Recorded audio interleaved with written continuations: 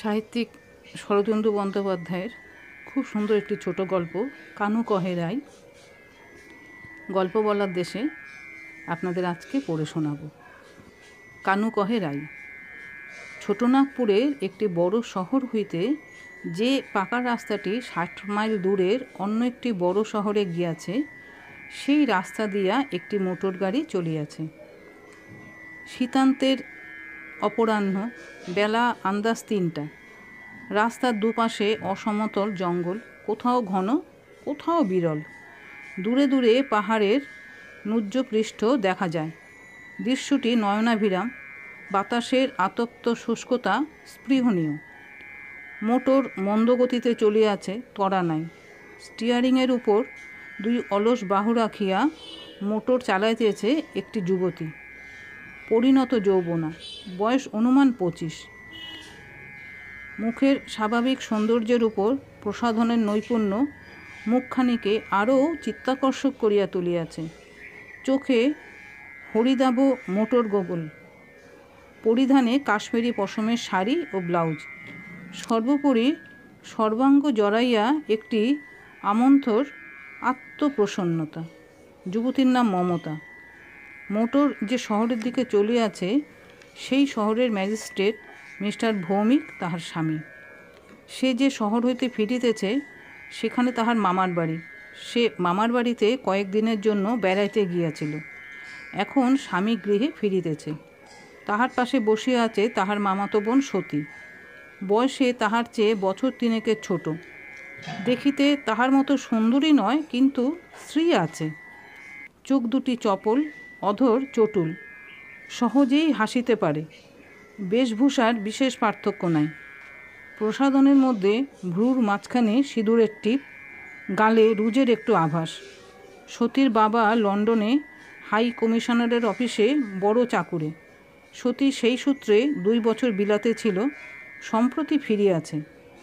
বর্তমানে সে মমতার সঙ্গে ভগিনীপতির গৃহে বেড়াইতে যাইতেছে। গাড়িতে আর কেহ নাই। পিছনের আসনে দুজনের ফারকোট, হ্যান্ডব্যাগ, ২টা বিলাতি কম্বল, গাড়ির পশ্চাৎভাগে খোলের মধ্যে 2টা সুটকেস ইত্যাদি। গাড়ি স্বচ্ছন্দ গমনে চলিয়াছে। 2 বোনে বিশ্রামভালাপ করিতেছে। সতী বেশি কথা বলিতেছে, মমতা সায় উত্তর দিতেছে। সতী একসময় বলিল, আমি কেবল বলে চলেছি, তুই চুপটি করে আছিস। এবার তুই কথা বল, আমি শুনি। মমতা আলস্যভরে বলিল, আমার বলার কিছু থাকলে তো বলবো। তুই 2 বছর বিলেত থেকে এলি, কত নতুন জিনিস দেখলি, তা বিলেতের কথা তো কিছুই বললি না। সতী বলিল, কি বলবো? বিলেত দেশটা মাটির, মানুষগুলো আমাদেরই মতো, কেবল রং কটা। আর কিছু বলবার নেই? বলবার অনেক আছে, কিন্তু সেগুলো প্রশংসার কথা নয়। বিচ্ছিরি দেশ ভাই, আমার একটুও ভালো লাগেনি। এত মানুষ চারিদিকে যে মনে হয় যেন গিজগিজ করছে, একটু নিরিবিলি নেই কোথাও। তা সভ্য দেশে মানুষ থাকবে না তো কি বাঘ ভাল্লুক থাকবে? আমি তো বাপু মানুষ না হলে এক দণ্ড টিকতে পারি না, প্রাণ পালাই পালাই করে। সতী হাসিল। তোর কথা আলাদা, তুই হলি সভ্য মানুষ। আমি একটু জংলি আছি। মানুষের সঙ্গ যে একেবারে ভালো লাগে না তা নয়, কিন্তু নিরিবিলিও চাই। এই দেখ দেখি, কি সুন্দর দেশের ভেতর দিয়ে আমরা চলেছি, কোথাও মানুষের চিহ্ন নেই। মাথার ওপর সূর্য, মিঠে করা বাতাস, চারিদিকে জঙ্গল। এমন দৃশ্য বিলেতে কোথাও নেই। মমতা বলিল, গরম পড়ুক, তখন এই দৃশ্যের চেহারা বদলে যাবে। সতী বলিল, তা বদলাক। মাগো, বিলেতে কি ঋতু বলে কিছু আছে? শুধু হাড়ভাঙা শীত আর পচা বর্ষা। দেখ দেখি আমাদের দেশ। শীত গেলেন তো এলেন ঋতুরাজ বসন্ত, তারপরে এলেন গ্রীষ্ম, আগুন দিয়ে পুড়িয়ে 10 দিক শুদ্ধ করে নিলেন।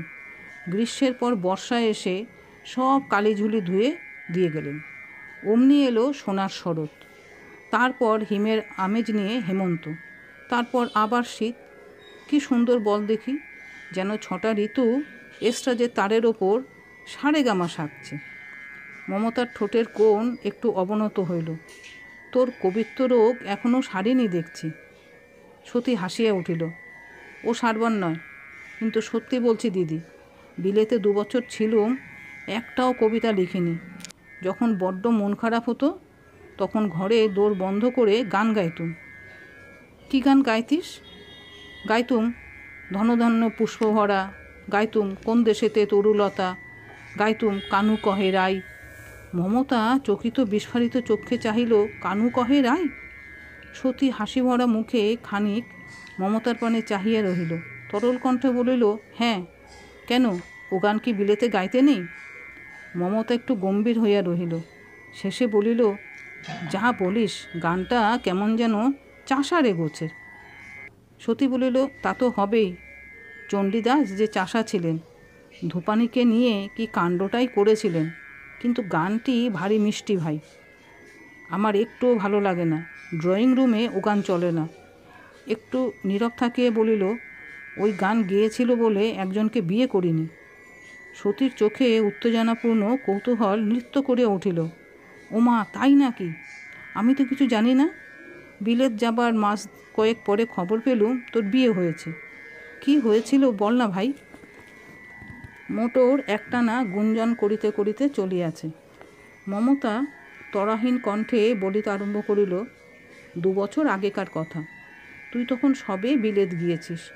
কলকাতার বাড়িতে রোজ সন্ধ্যাবেলা 4-5টি যুবা পুরুষের আবির্ভাব হয়। কেউ মিলিটারি ক্যাপ্টেন, কেউ সিভিলিয়ান, কে শুধুই অভিজাত বংশের ছেলে।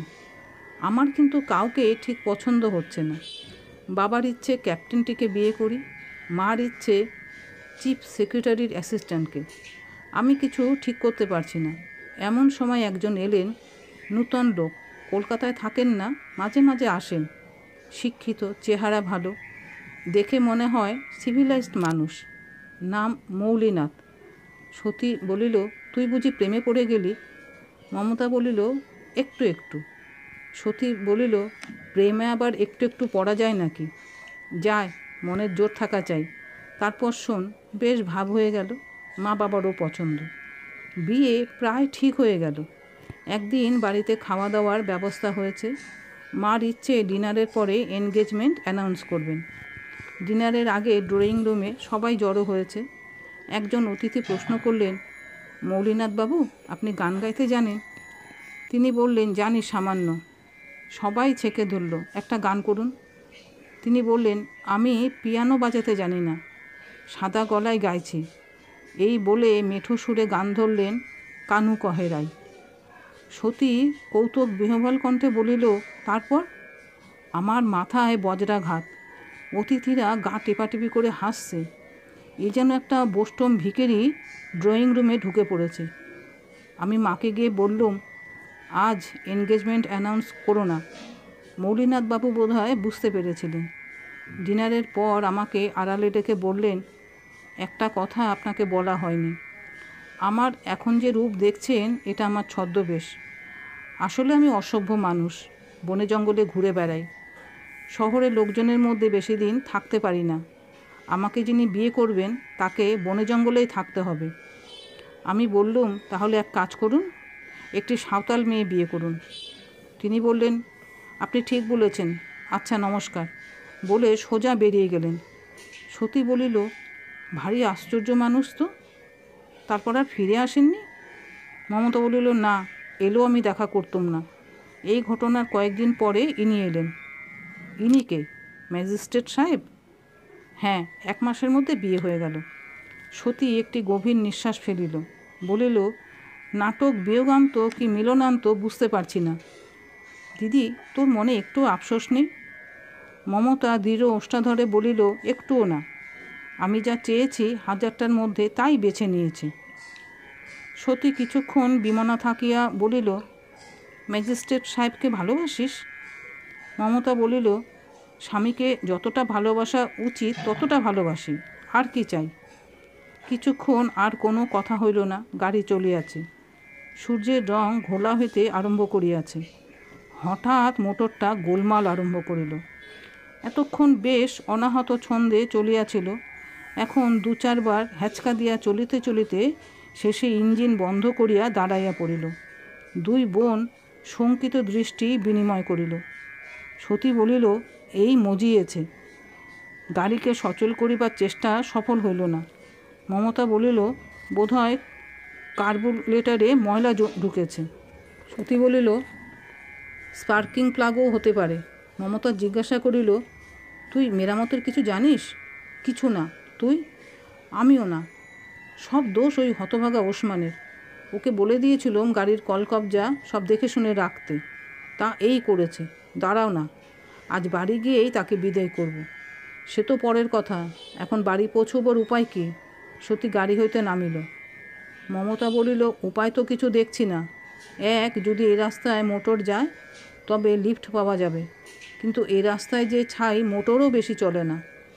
মমতা গাড়ি হইতে নামিল, চশমা খুলিয়া অত্যন্ত বিরক্তভাবে চারিদিকে চাহিল।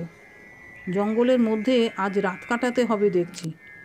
সতী প্রশ্ন করিল, শহর এখান থেকে কত দূর? মমতা মাইল মিটার দেখিয়া হিসাব করিয়া বলিল, 10-11 মাইল। সতীর চোখে একটা নূতন আইডিয়ার ছায়া পড়িল। সে বলিল, 10-11 মাইল? তা আয় না, এক কাজ করি, এখনও বেলা আছে। এখন থেকে হাঁটতে শুরু করলে সন্ধে হতে হতে শহরে পৌঁছে যাব। কি বলিস? মমতা রাস্তার ধারে একটা পাথরের চাঙড়ের ওপর বসিয়া পড়িল। আমাকে কেটে ফেললেও আমি 11 মাইল হাঁটতে পারবো না। সতী আর একটা চাঙড়ের ওপর বসিল। তবে তো মুশকিল। অন্য মোটর যদি না আসে, এখানেই রাত্রিবাস করতে হবে। জঙ্গলে নিশ্চয়ই বাঘ ভাল্লুক আছে, আমাদের গন্ধ পেয়ে বেরিয়ে আসবে। না, আজ বেঘরে প্রাণটা গেল। মমতা দুহাতে মুখ ঢাকিয়া বসিয়া রহিল। সতী ছটফট করিয়া বেড়াইতে লাগিল। একবার উঠিয়া একবার বসিয়া মোটরের কলকবজা নাড়াচাড়া করিয়া অবশেষে আবার চাঙড়ে আসিয়া বসিল। দিদি, তোর খিদে পায়নি? মমতা চোখ তুলিল। তেষ্টা পেয়েছে। আমার পেট চুই চুই করছে। সঙ্গে খাবার কিছু আছে নাকি? মামিমা দিতে চেয়েছিলেন, নিলুম না। ভেবেছিলুম 4টের মধ্যে বাড়ি পৌঁছে চা খাবো। সতী বনের পানে চাহিয়া রইল। 10 মিনিট এইভাবে কাটিবার পর সতী হঠাৎ লাফাইয়া উঠিয়া বলিল, ও দিদি, দেখ ধোঁয়া। মমতা চোখ তুলিল। বনের মধ্যে আন্দাজ 6 মাইল দূরে তরুশ্রেণীর মাথায় ধোঁয়ার একটা স্তম্ভ ধীরে ধীরে ঊর্ধ্বে উঠিতেছে। সতী বলিল, নিশ্চয়ই ওখানে সাঁওতালদের বস্তি আছে, চল যাই। আর কিছু না হোক, জল তো পাওয়া যাবে। মমতা বলিল, যদি বস্তি না হয়, যদি জঙ্গলে আগুন লেগে থাকে? দূর, আগুন লাগলে কি অমন তাল গাছের মতো সোজা ধোঁয়া ওঠে? আয় আয়। কিন্তু মোটর এখানে পড়ে থাকবে। তোর ভাঙা মোটর কেউ চুরি করবে না, আয়। এখনই কিন্তু ফিরে আসবো। রাত্রে আমি বনের মধ্যে থাকছি না। মোটরের কাজ তুলে সারা রাত্রির বসে থাকবো, সেও ভালো। ভাবিস নি, একটা কিছু ব্যবস্থা হবেই। দুজনে গাড়ির ভিতর হইতে হ্যান্ডব্যাগ লইয়া গাড়ি লক করিয়া বনের মধ্যে প্রবেশ করিল। বন ক্রমশ ঘন হইয়াছে বটে, কিন্তু অন্ধকার নয়। জমি উঁচু নিচু এবং শিলা মিশ্রিত। মাঝে মাঝে নালার মতো খাঁজ পড়িয়াছে। 10 মিনিট হাঁটিবার পর তাহারা ধোঁয়ার উৎসমুখে উপস্থিত হইয়া হাঁ করিয়া দাঁড়াইল। সাঁওতালদের বস্তি নয়, একটি মাত্র গৃহ। তাহাও এমন বিচিত্র যে মনে হয় ব্রহ্ম শ্যামদেশের জঙ্গলে আসিয়া পৌঁছিয়াছে। বিঘাখানেক মুক্ত স্থানে বড় বড় মহিরুহ দেয়া বেষ্টিত। মাঝখানে চত্বরের মধ্যে একটি প্রস্তরপট্ট। প্রস্তরপট্টের সম্মুখে কয়েকটি ঘন সন্নিবিষ্ট গাছের মাথা কাটিয়া কেবল স্তম্ভের মতো কাণ্ডগুলিকে রাখা হইয়াছে। সেই স্তম্ভগুলির মাথায় কাঠের ফ্রেমে বাঁধানো একটি ঘর। ঘরটি মাটি হইতে 10-12 হাত উচ্চে, মই দিয়া উঠিতে হয়। মইটি ঘরের দ্বারের সম্মুখে লাগানো আছে। ঘরে জনমানব আছে বলিয়া মনে হইল না, কিন্তু প্রস্তরপট্টের উপর আগুন জ্বলিতেছে। তার উপর পাথরের ঝিকে বসানো একটি প্রকাণ্ড জলের কেটলি। সতী কিছুক্ষণ চক্ষু গোলাকার করিয়া দেখিল। তারপর করতালি দিয়া হাসিয়া উঠিল। দিদি, হাঁ করে দাঁড়িয়ে দেখছিস কি? জাপানি রূপকথা। আমরা এক দৈত্যর আস্তানায় এসে পড়েছি। দেখছিস না কত বড় কেটলিতে চা গরম হচ্ছে? মমতা বলিল, কিন্তু দৈত্যটি কোথায়? সতী বলিল, নিশ্চয়ই মানুষ শিকার করতে গেছে, চায়ের সঙ্গে খাবে। কিংবা হয়তো জাপানি দৈত্য নয়, আমাদের কুম্ভকর্ণ। ঘরে শুয়ে নাক ডাকিয়ে ঘুমোচ্ছে, দেখব নাকি? সতী উৎসাহে মাতিয়া উঠিয়াছে। অনুমতির অপেক্ষা না করিয়া মইয়ের সাহায্যে তরতর করিয়া উপরে উঠিয়া গেল। মইয়ের সর্বোচ্চ ধাপে উঠিয়া দ্বারের ভিতর দিয়া উকি দিয়া সে কলকূজন করিয়া উঠিল, ও দিদি, শিগগির আয়, দেখবি আয়, কি সুন্দর সাজানো ঘর। মমতা মইয়ের নিচে হইতে উৎকণ্ঠিত স্বরে বলিল, কেউ আছে নাকি? কেউ না। মমতা তবু ইতস্তত করিতেছে দেখিয়া বলিল, তোর কি মই বেয়ে উঠতে ভয় করছে নাকি? মমতার দ্বিধা করিল না, উপরে উঠিল। দুই বোন ঘরে প্রবেশ করিল। টঙের উপর ঘরটি সমচতুষ্কোণ, তক্তার মেঝে, তক্তার দেওয়াল, 3টি দেওয়ালে জানালা, মেঝের একপাশে বিছানা, বিছানার পাশে ভাল্লুকের চামড়ার উপর কয়েকটি বই। ঘরের অন্য পাশে দেওয়াল ঘেঁষিয়া সারি সারি গৃহস্থালির দ্রব্য সাজানো। বড় বড় টিনে চাল, ডাল, একটি জলের কলসি, থালা, বাটি, গেলাস, চায়ের প্যাকেট, বিস্কুটের টিন, প্রাইমাস স্টোভ, হ্যারিকেন, লণ্ঠন ইত্যাদি। দেওয়ালের গায়ে সমতলভাবে টাঙানো একটি রাইফেল ও একটি ছড়রা বন্দুক। পরিমিত আরাম ও নিরাপত্তার সহিত জঙ্গলে বাস করিতে হইলে সভ্য মানুষের যাহা যাহা প্রয়োজন সবই আছে। চমৎকৃত চক্ষে চারিদিকে চাহিতে চাহিতে সতী বলিল, কি সুন্দর ঘর দিদি, আমার যদি এমন একটি ঘর থাকতো, আমি রাত দিন এই ঘরেই থাকতুম, একটিবার নিচে নামতুম না। মমতা কহিল, জলের কলসি রয়েছে দেখছি, একটু খেলে হতো। খানা, এই নে। কলসি হইতে জল গড়াইয়া সতী মমতাকে দিল। তারপর বিস্কুটের টিন হইতে এক মুঠি বিস্কুট লইয়া একটিতে কামড় দিল। অন্য বিস্কুটগুলি মমতার দিকে বাড়াইয়া দিয়া বলিল, খাসা বিস্কুট, এই নে। মমতা বলিল, পরের বিস্কুট না বলে খেতে নেই, রেখে দে। সতী বলিল, তোর সবটাতেই আদব কায়দা। গৃহস্বামী যত বড় দৈত্যই হন, দুটি অভুক্ত অতিথিকে নিশ্চয় খেতে দেবেন, নে খা। মমতা একটা বিস্কুট লইল। আয় বসি। বসবো কোথায়? চেয়ার কই? ওই তো বিছানা রয়েছে। না। কেন? পরপুরুষের বিছানায় বসলে ম্যাজিস্ট্রেট সাহেব রাগ করবেন? তবে আমিই বসি, আমার তো রাগ করবার লোক নেই।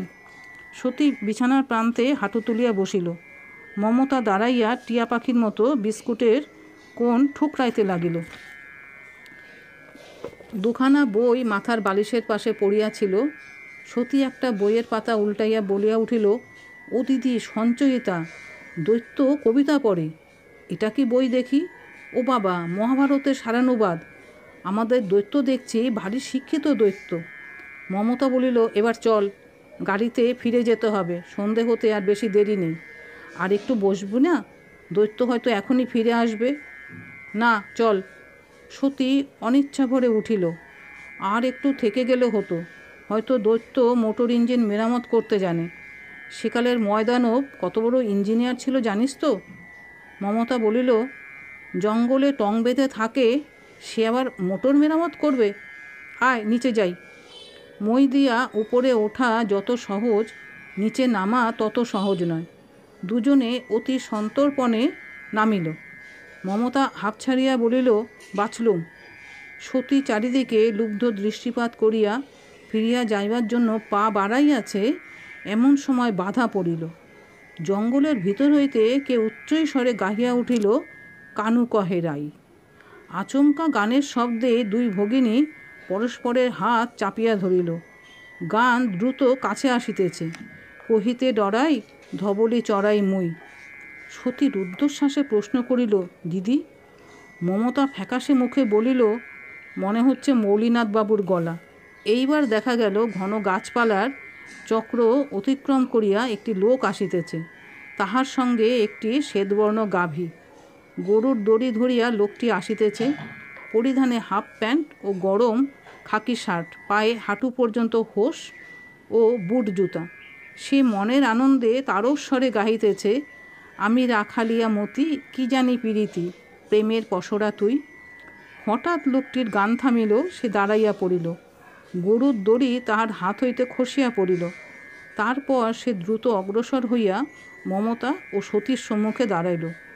সতী দেখিল লোকটি সুপুরুষ, মুখের গঠন সুন্দর এবং দৃঢ়, বলিষ্ঠ আয়ত দেহ, মাথার চুলে কদম ছাট, কিন্তু সেজন্য তাহার মুখ শ্রীহীন হয় নাই, বরং করটির সুন্দর অস্থি গঠন আরও পরিস্ফুট হইয়াছে।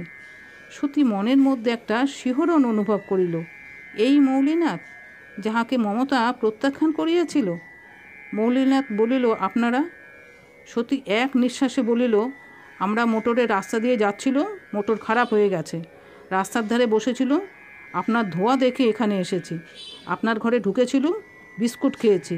আপনি এত বড় কেটলিতে চায়ের জল চড়িয়েছেন কেন? এত চা খাবেন?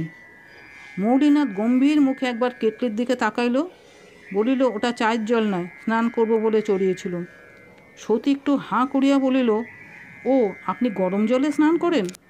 মৌলিনাথ বলিল, রোজ গরম জলে স্নান করি না, কাছেই একটা ঝর্ণা আছে, তাতে স্নান করি। আজ গরম জলে নাইবার ইচ্ছে হয়েছিল, তাই জল চড়িয়ে ধবলিকে আনতে গিয়েছিলাম। সতী বলিল, ও, আপনার গরুর নাম ধবলি? কোথায় ছিল? ঝর্ণার ধারে চড়ছিল। ও, ওর বাচ্চা কোথায়? বাছুরটা মারা গেছে। আহা, কি হয়েছিল? হয়নি কিছু, বাঘে নিয়ে গেছে। মমতা একটু অধীরভাবে ইহাদের বৃষদ্ধ বাক্যালাপ শুনিতেছিল। বলিল, এখানে বাঘ ভালুক আছে নাকি? মৌলিনাথ মমতাকে নিশ্চয় চিনিয়াছিল, কিন্তু চেনার কোনো লক্ষণ প্রকাশ করে নাই। এখনও অচেনার মতোই বলিল, বাঘ আছে, কিন্তু মানুষ খেকো বাঘ নয়, ছোট জাতের চিতাবাঘ, নেকড়ে বাঘ, এইসব। ভাল্লুকও আছে বটে, কিন্তু তারা নিরামিষাশী। সে যাক, আপনারা দিনের কুটিরে পদার্পণ করেছেন, আমার সৌভাগ্য। আপনাদের জন্য কি করতে পারি? দুই বোন দৃষ্টি বিনিময় করিল। মমতা বলিল, আপনি মোটর মেরামত করতে জানেন? মৌলিনাথ বলিল, জানি সামান্য। যদি সর্দি কাশির মতো মামুলি রোগ হয় তাহলে বোধহয় সারাতে পারবো, কিন্তু যদি টাইফয়েড কি মেনিনজাইটিস হয় তাহলে আমার বিদ্যে কুলবে না। চলুন দেখি। তিনজনে মোটরের উদ্দেশ্য চলিল। সতীর চোখে যেন বিদ্যুৎ খেলিতেছে, অধরের কুলে কুলে উত্তেজিত চাপা হাসি।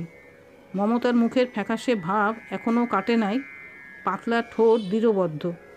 মোটরের কাছে যখন তাহারা পৌঁছিল তখন সূর্যাস্ত হইয়াছে। মৌলিনাথ বনেট খুলিয়া কলকবজা নাড়াচাড়া করিল, কার্বুরেটর দেখিল, স্পার্কিং প্লাগ খুলিল।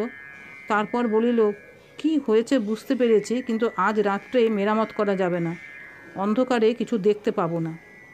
এতক্ষণে প্রায় অন্ধকার হইয়া গিয়া ঠান্ডা হাওয়া বহিতে আরম্ভ করিয়াছে। মমতা ও সতী ফাটকোট পরিয়া লইল। তাহলে আজ রাত্রিটা যদি দিনের কুটিরে কাটাতে রাজি থাকেন, কাল সকালে গাড়ি মেরামত করে দিতে পারি। ক্ষণিক নীরবতার পর সতী থামিয়া থামিয়া বলিল, তাহলে আজ রাত্রিটা দিনের কুটিরে কাটানো যাক। কি বলিস দিদি? মমতা সিধা উত্তর দিল না, বলিল, সুটকেস দুটো এখানে পড়ে থাকবে? মৌলিনাথ বলিল, না, আমি নিচ্ছি। সে পিছনের খোলের ভিতর হইতে সুটকেস দুটি বাহির করিয়া দুহাতে লইল। বিলাতি কম্বল দুটি সতী ও মমতা লইল। মৌলিনাথ বলিল, চলুন। তিনজনে আবার জঙ্গলে প্রবেশ করিল। মাঝখানে মৌলিনাথ, দুপাশে দুজন। কিছুক্ষণ চলিবার পর মমতা বলিল, কোন দিকে যাচ্ছি কিছু দেখতে পাচ্ছি না। মৌলিনাথ বলিল, আমাকে দেখতে পাচ্ছেন তো? আমার ওপর নজর রাখুন, আর কিছু দেখবার দরকার হবে না। আরও কিছুক্ষণ অন্ধকারে চলিবার পর মমতা যখন কথা কহিল, তখন তাহার কণ্ঠস্বরে যেন একটু তীক্ষ্ণতা ধরা পড়িল। আমাকে বোধহয় আপনি চিনতে পারেননি। মৌলিনাথ সহজ সুরে বলিল, চিনতে পেরেছি বই কি। আপনার কাছে আমি লজ্জিত। আপনি যে উপদেশ দিয়েছিলেন তা এখনও পালন করা হয়নি। সাঁওতাল মেয়ে জোগাড় করতে পারিনি। বাকি পথটা নীরবে কাটিল। গৃহের পদমূলে পৌঁছিয়া মৌলিনাথ বলিল, কম্বল দুটো আমায় দিন, সিঁড়ি দিয়ে ওপরে উঠে যান। এই নিন দেশলাই, ঘরের লণ্ঠন আছে, জেলে নেবেন। মমতা জিজ্ঞাসা করিল, শোবার কি ব্যবস্থা হবে? মৌলিনাথ বলিল, ঘরে বিছানা আছে, তাতে আপনাদের দুজনের কুলিয়ে যাবে, আমি নিচে শোব। সতী বলিল, নিচে কোথায় শোবেন? এই পাথরের চাতালের ওপর। গরমের রাত্রে বেশিরভাগ এইখানেই শুই। দুই বোন উপরে উঠিয়া গেল। সতী লণ্ঠন জ্বালিল। বাহিরে তখন ঘুটঘুটে অন্ধকার হইয়া গিয়াছে। দুইজনে বিছানায় বসিয়া ফিকা হাসিল। দিদি, ভয় করছে নাকি? একটু একটু। তোর? হাসি পাচ্ছে। কিছুক্ষণ পরে দ্বারের বাহিরে মৌলিনাথের মুন্ডু দেখা গেল। আসতে পারি? আসুন। মৌলিনাথ আসিয়া সুটকেস দুটি মেঝেই রাখিল। বলিল, চা খাবেন নিশ্চয়ই? আমার সব জোগাড় আছে, কেবল টাটকা দুধ নেই। টিনের দুধ চলবে কি? সতী বলিল, খুব চলবে। মৌলিনাথ স্টোভ জ্বালিল। 10 মিনিট পরে ধুমায়িত চায়ের বাটি ও বিস্কুট সামনে রাখিয়া বলিল, ডিম ভেজে দেব কি? তাজা ডিম আছে, আজ সকালে জঙ্গলে ঘুরতে ঘুরতে এক বন মুরগির বাসা থেকে কয়েকটি সংগ্রহ করেছি। মমতা সতীর মুখের পানে চাহিল। সতী বলিল, এখন থাক, রাত্রিরে হবে। মৌলিনাথ নিজের চা লইয়া তাহাদের অদূরে মেঝেই বসিল। রাত্রিরের খাওয়ার কথা আমিও ভাবছি, কি রান্না হবে এ সম্বন্ধে মহিলাদের কিছু বলতে যাওয়া ধৃষ্টতা।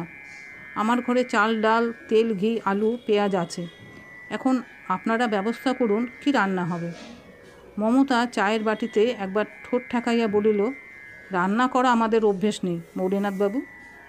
মৌলিনাথ কিছুক্ষণ মমতার পানে চাহিয়া রহিল। তারপর নিজের চায়ে একটি চুমুক দিয়া সহজ সুরে বলিল, তা বটে, বেশ আমিই রাঁধব। শুধু ভয় হচ্ছে আমার রান্না আপনারা মুখে দিতে পারবেন না। সতী লজ্জিতভাবে একটু ইতস্তত করিয়া বলিল, আমি মোটামুটি রাঁধতে জানি। বিলেতে যখন দিশি রান্না খাবার ইচ্ছে হতো তখন নিজেই রেঁধে খেতুম।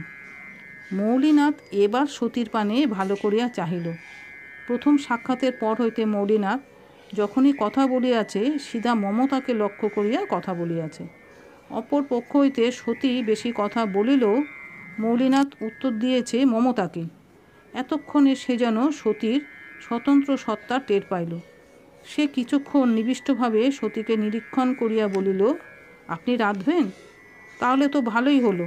অনেক দিন মেয়েদের হাতে রান্না খাইনি, কিন্তু যে উপকরণ আছে তাতে বেশি কিছু রাঁধা চলবে না। সতী বলিল, খিচুড়ি রাঁধা চলবে? মৌলিনাথ হাসি মুখে বলিল, খুব ভালো হবে, শাস্ত্রে লিখেছে আপৎকালে খিচুড়ি। সতী বলিল, আপনি খিচুড়ি ভালোবাসেন তো? অনেকে ভালোবাসে না। মৌলিনাথ বলিল, খুব ভালোবাসি। এই বিষয়ে আমি সম্রাট শাহজাহানের সমকক্ষ। সতী হাসিল। মমতার মুখখানা কিন্তু কেমন যেন বিমর্ষ হইয়া রহিল। ভিতরের বাধা ঠেলিয়া তাহার ব্যবহার স্বাভাবিক হইতে পারিতেছে না। চা শেষ হইলে মৌলিনাথ উঠিল, বলিল, আমি এবার নিচে যাই, ধবলিকে বাঁধতে হবে। সতী জিজ্ঞাসা করিল, কোথায় থাকে ধবলি? এই ঘরের নিচে একটা খোয়ার করেছি, রাত্রে সেখানেই বেঁধে রাখি, দিনের বেলা চড়ে বেড়ায়। মৌলিনাথ নামিয়া গেল। মমতা গম্ভীর মুখ করিয়া বসিয়াছিল। পায়ের উপর একটা কম্বল টানিয়া লইয়া শুইয়া পড়িল। সতী তাহার মুখের ওপর ঝুঁকিয়া ফিসফিস করিয়া বলিল, দিদি, তুই অমন মনমরা হয়ে আছিস কেন? আমার তো খুব মজা লাগছে।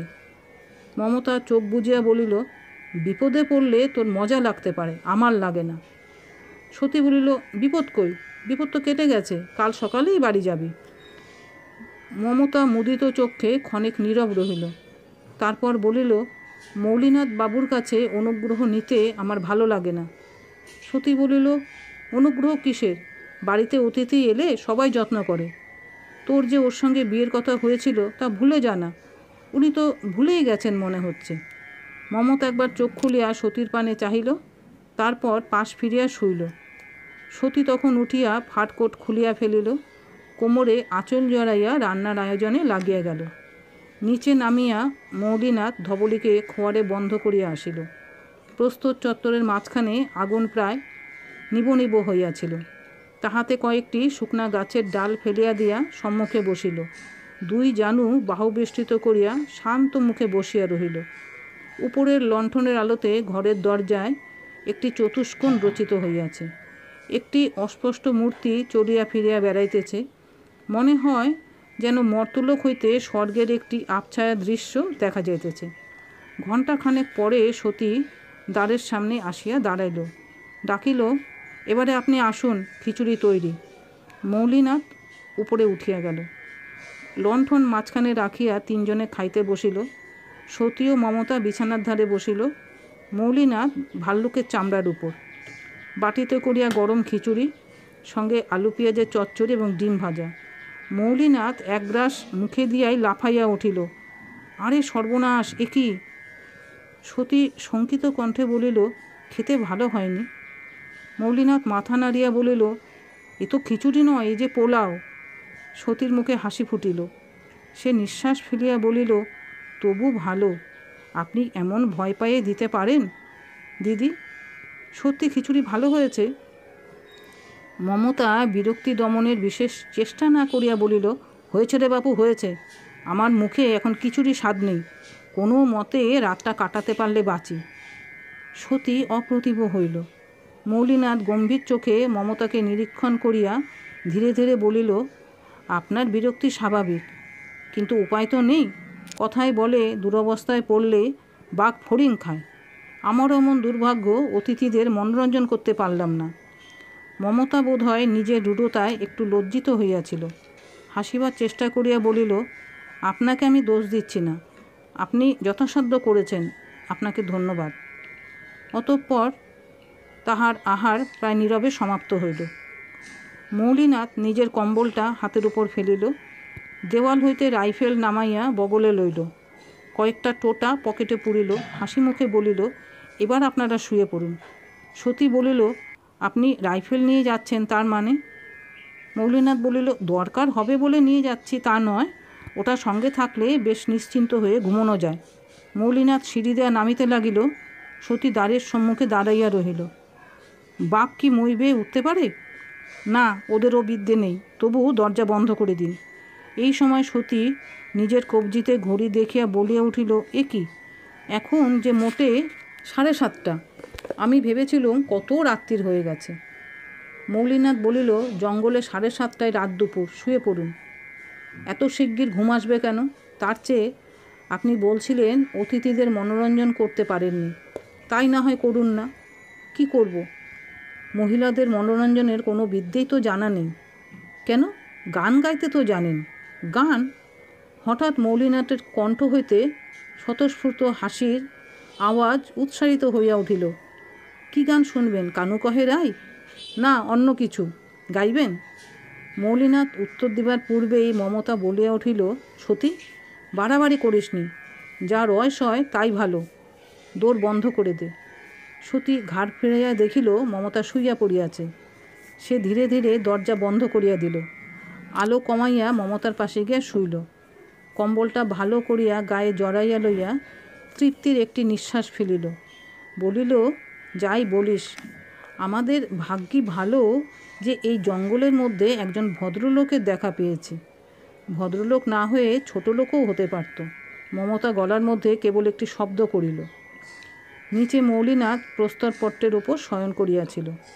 অর্ধেক কম্বলের বিছানা, বাকি অর্ধেক আবরণ, মাথায় রাইফেলের কুদা। সে ঊর্ধ্বমুখে আকাশের পানে চাহিয়া রহিল। তাহার অধরে বিচিত্র কৌতুকের হাসি খেলা করিতে লাগিল। তারপর সে গান ধরিল। প্রথমে গুঞ্জরণ, তারপর স্পষ্ট স্বর। কেউ ভোলে না, কেউ ভোলে অতীত দিনের স্মৃতি, কেউ জ্বালে না আর বাতি তার চির দুঃখের রাতে, কেউ দ্বার খুলি জাগে চায় নব চাঁদের তিথি। গান শেষ হইল। উপরের ঘর হইতে কোনো সাড়া পাওয়া গেল না। মৌলিনাথ পাশ ফিরিয়া চোখ বুজিল। ঘরে মমতা ও সতী পাশাপাশি শুইয়া আছে। মমতার চক্ষু মুদ্রিত, হয়তো ঘুমাইয়া পড়িয়াছে। সতী নিষ্পলক নেত্রে চাহিয়া আছে। আজ বোধহয় কৃষ্ণপক্ষের তৃতীয়া কি চতুর্থী। জঙ্গলের মাথা ছাড়াইয়া চাঁদ উঠিতেছে, নব চাঁদের তিথি। চাঁদ যখন মধ্য গগনে, তখন মৌলিনাথের ঘুম ভাঙিয়া গেল। কোথায় যেন খুট করিয়া শব্দ হইয়াছে। একেবারে রাইফেল হাতে লইয়া সে উঠিয়া বসিল। বাঘ নয়, মই দিয়ে একজন নামিয়া আসিতেছে। ফারকোট পরা চেহারা। পিছন দিক হইতে দেখিয়া মৌলিনাথ চিনিতে পারিল না মমতা না সতী। সতী আসিয়া তাহার সম্মুখে দাঁড়াইল। ঊর্ধ্বমুখী হইয়া চাঁদের পানে চাহিল। চারিদিকে ঘাড় ফিরাইয়া আলো ঝিলমিল বনানী দেখিল। তারপর পাথরের ওপর বসিয়া পড়িল। বিছানায় বালিশের ঘর্ষণে তাহার খোপা খুলিয়া বেনি এলাইয়া পড়িয়াছে। মৌলিনাথ রাইফেল রাখিয়া বলিল, আপনি? সতী বলিল, ঘুম হলো না, তাই নেমে এলুম, দিদি ঘুমোচ্ছে।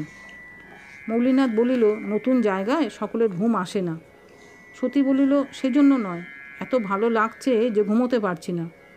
মৌলিনাথের কণ্ঠস্বরে একটু সকৌতুক বিস্ময় প্রকাশ পাইল। এত ভালো লাগছে? বিশ্বাস করছেন না? সত্যি বলছি, যদি সারা জীবন এমনি জঙ্গলে কাটাতে পারতুম, বোধহয় আর কিছু চাইতুম না। এখন তাই মনে হচ্ছে, দুদিন থাকলে মন তখন পালাই পালাই করবে। আপনার মন কি পালাই পালাই করে? না, এ আমার নিজের জঙ্গল। এর প্রত্যেকটি গাছ আমার চেনা, প্রত্যেকটি পাখির সঙ্গে আলাপ আছে।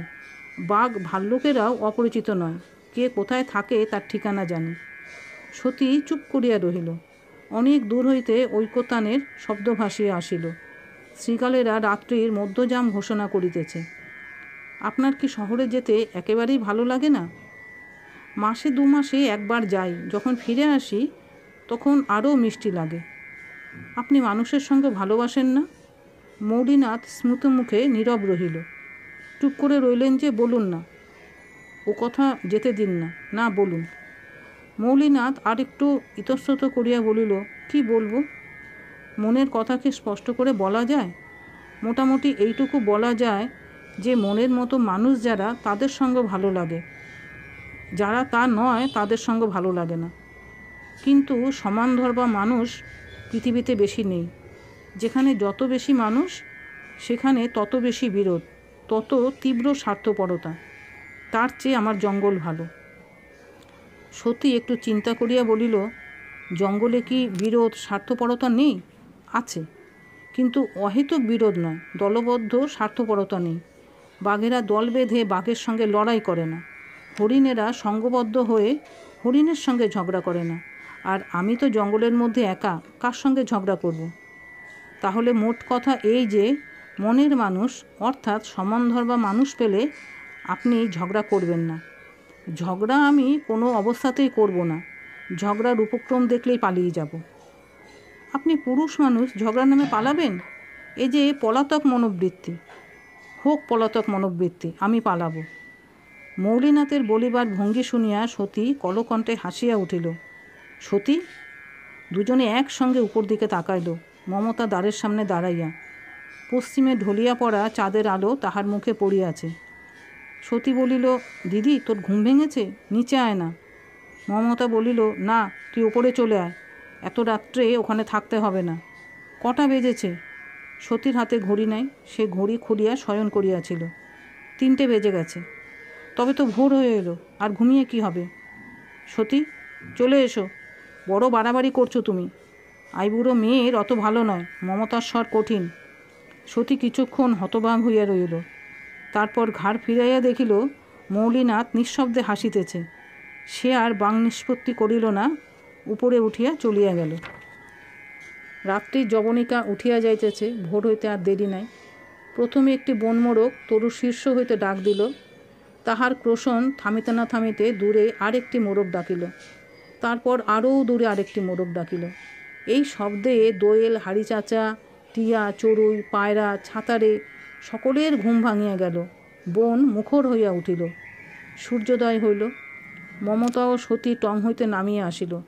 তাহাদের কাঁধে বড় টার্কিস তোয়ালে, হাতে টুথব্রাশ ও সাবানের কৌটা। মমতার মুখ গম্ভীর, সতীর মুখে গাম্ভীর্য ও হাসি লুকোচুরি খেলিতেছে। মমতা মৌলিনাথকে বলিল, ঝর্ণাটা কোন দিকে দেখিয়ে দিন তো। মৌলিনাথ তাহাদের ঝর্ণা পর্যন্ত পৌঁছাইয়া দিল। ফিরিয়া আসিয়া চায়ের জল চড়াইল।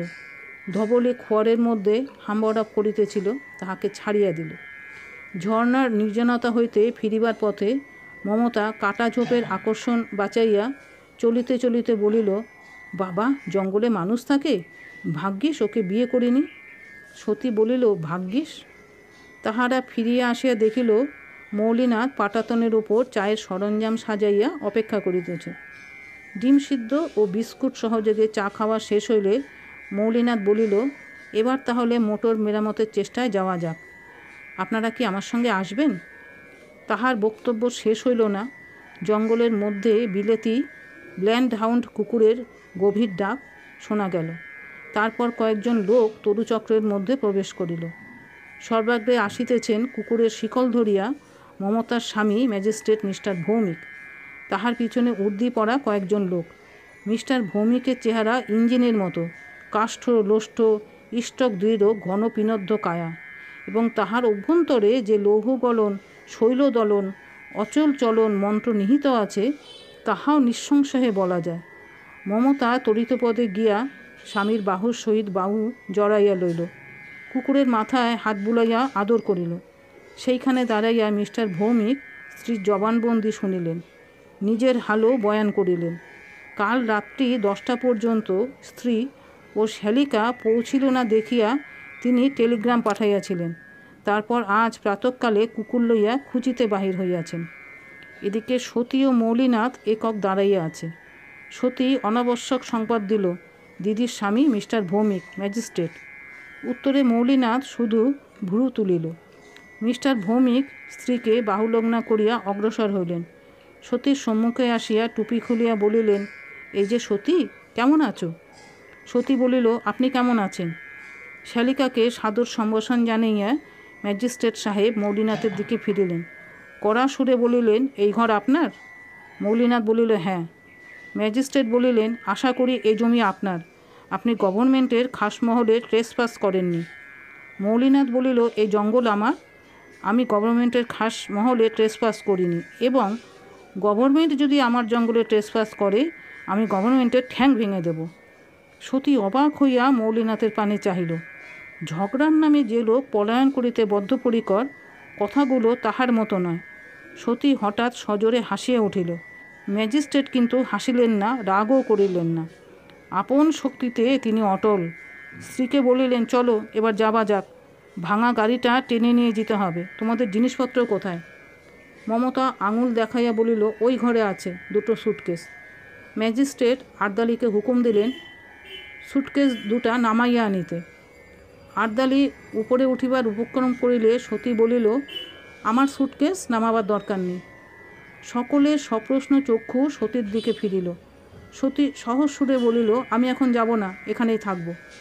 সকলের চোখের প্রশ্ন কণ্টকবৎ তীক্ষ্ণ হইয়া উঠিল। মমতা আর্ত অবিশ্বাসের সুরে বলিল, সতী? সতী বলিল, এতে আশ্চর্য হবার কি আছে? জায়গাটা আমার ভালো লেগেছে, তাই থাকব। কিন্তু একলা থাকবে কি করে? একলা কেন, উনিও তো থাকবেন, বলিয়া সতী চিবুকের সংকেতে মৌলিনাথকে দেখাইল। মমতা জ্বলিয়া উঠিল, তুই হলি কি? শিক্ষা দীক্ষা মান মর্যাদা সব জলাঞ্জলি দিলি?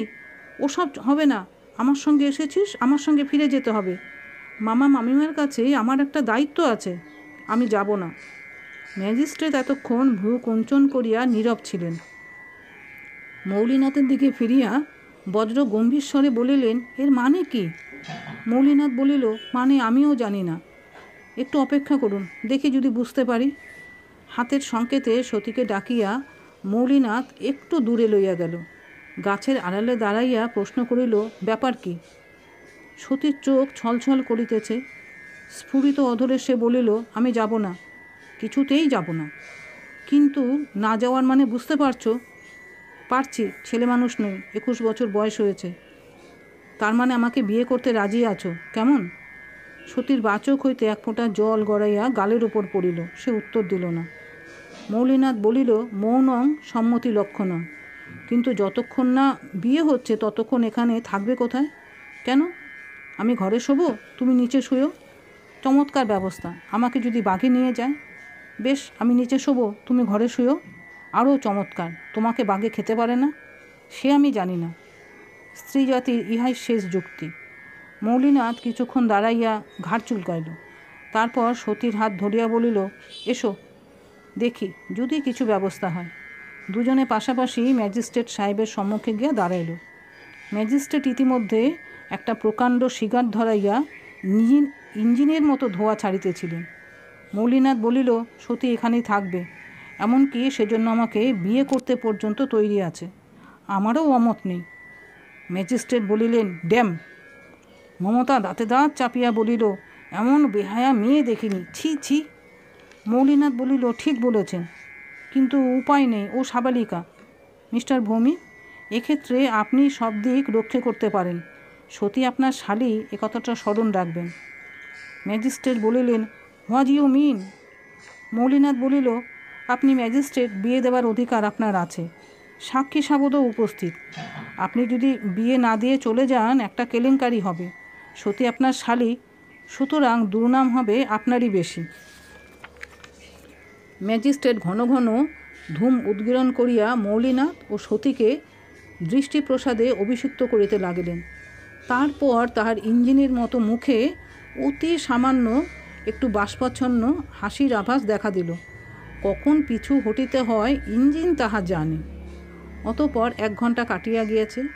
ম্যাজিস্ট্রেট সাহেব বিবাহক্রিয়া সম্পন্ন করিয়া সস্ত্রীক সানুচর প্রস্থান করিয়াছেন। মমতা যাইবার সময় সতীর সঙ্গে কথা বলে নাই, মুখ ফিরাইয়া চলিয়া গিয়াছে। প্রস্তরপট্টের কিনারায় সতী ও মৌলিনাথ পা ঝুলাইয়া বসিয়াছিল। দুজনের মুখই চিন্তাগ্রস্ত। মৌলিনাথ বলিল, হিন্দুদের 8 রকম বিয়ের ব্যবস্থা, তার মধ্যে গান্ধর্ব বিবাহ আছে, পৈশাচ বিবাহ আছে, রাক্ষস বিবাহ আছে। আমাদের বিয়েটা কোন বিবাহ বুঝতে পারছি না। সতী বলিল, বোধহয় খোক্ষস বিবাহ।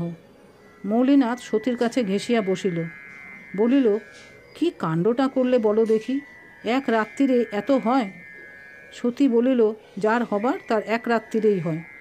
জামাইবাবু কিন্তু খুব ভালো লোক, দিদিটা ভাগ্যিস তোমাকে বিয়ে করেনি। ভাগ্যিস, কিন্তু ও কথা যাক, যে কাণ্ড করলে তার ফলাফল চিন্তা করেছো কি? কি ফলাফল? রোজ নিজের হাতে রাঁধতে হবে। রাঁধতে আমি ভালোবাসি। বাসন মাজতে হবে, মাজবো। বাথরুম নেই, জলের কল নেই, ঝর্ণায় গিয়ে নাইতে হবে, নাইবো। কেটলিতে জল গরম করেও নাইবো। ধবলি চড়াতে হবে। সতী ঘাড় তুলিয়া বলিল, আমি ধবলি চড়াবো কেন? চণ্ডীদাস কি লিখেছেন? ধবলি চড়াবে তুমি। আচ্ছা আচ্ছা। সতী মুচকি হাসিল। এবার তাহলে গানটা গেয়ে ফেলো। কোন গান? কানু কহে রাই। দুজনে আরও ঘনিষ্ঠ হইয়া বসিল। জঙ্গলে পশু পক্ষী ছাড়া সাক্ষী নাই, তাহারাও পরের প্রণয়লীলা গ্রাহ্য করে না। মৌলিনাথ সতীকে দৃঢ়ভাবে জড়াইয়া লইয়া গান ধরিল। একটা কাঠঠোকরা অদৃশ্য থাকিয়া গানের সঙ্গে ঠেকা দিতে লাগিল।